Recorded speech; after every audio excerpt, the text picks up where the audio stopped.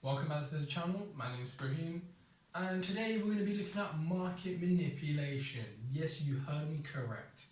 So for those of you that's been following the GameStop stock, literally last week it had a flash crash. So let me just pull up the chart first. Last week on the 10th of March, you can see it was at highs of 331. It says realistically it actually hit 347, I believe, or 346 on that trading day, and it went all the way down to, it says 248, when in reality it actually hit 170. Of course I can't zoom in, get to specifics. 347 down to about 180, 190. Of course that's going to show only a 25% drop, when in reality it was a 30 to 40% drop. Anyway, now you'll be thinking, why is it market manipulation that a stock suddenly drops? This is why it's market manipulation, people. First place, Market Watch. Market Watch wrote the article before it even crashed and posted it multiple times. I can't find the article because of course the people deleted it, and name and shame those people. We got one of them, his name is Wallace Witkowski, that's one of the article writers. Yeah, literally, hold on, let me show you.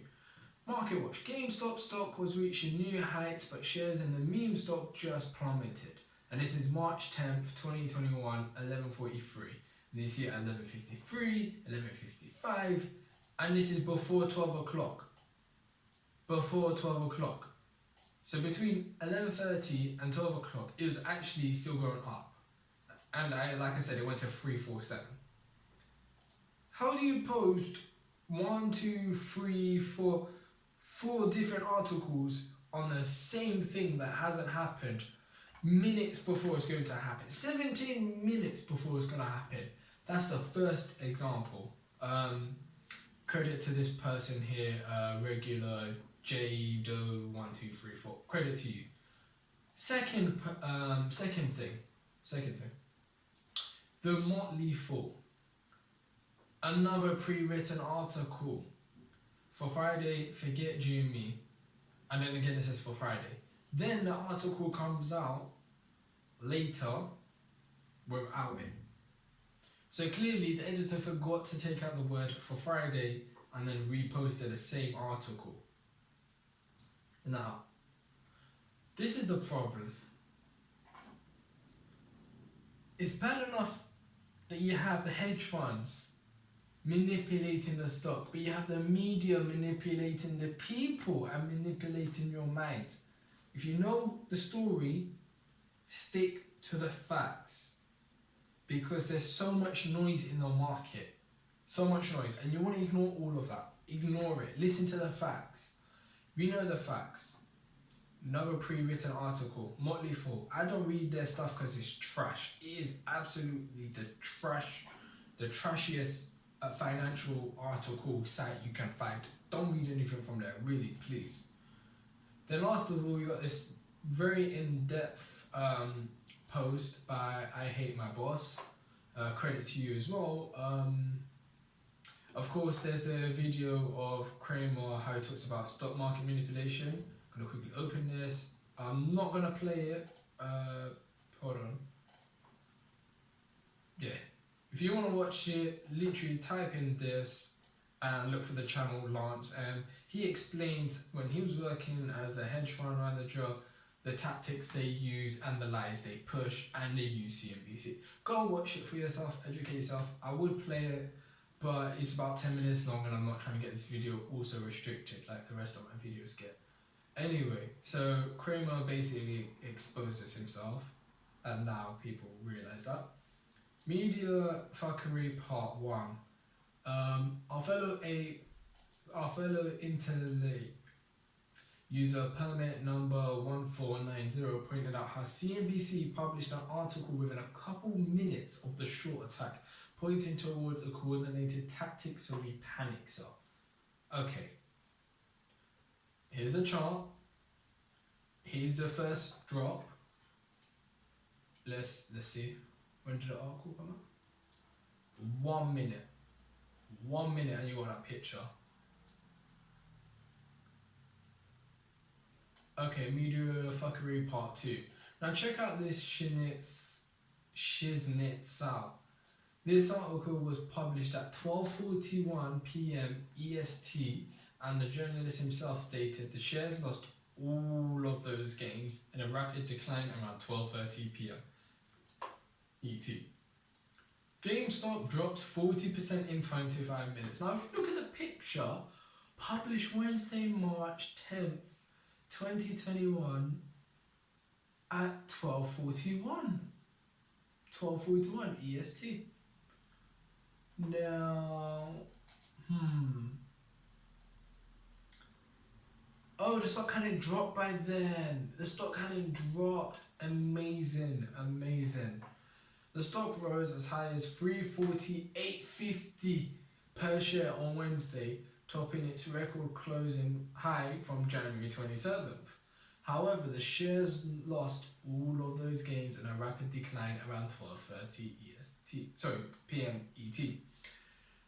The stock bounced around after trading returned following halts and closed up 7.3%. And then you read down here, the GameStop story added another wild chapter on Wednesday as the retailer's stock popped 40% before quickly falling back to earth. The move appeared to be on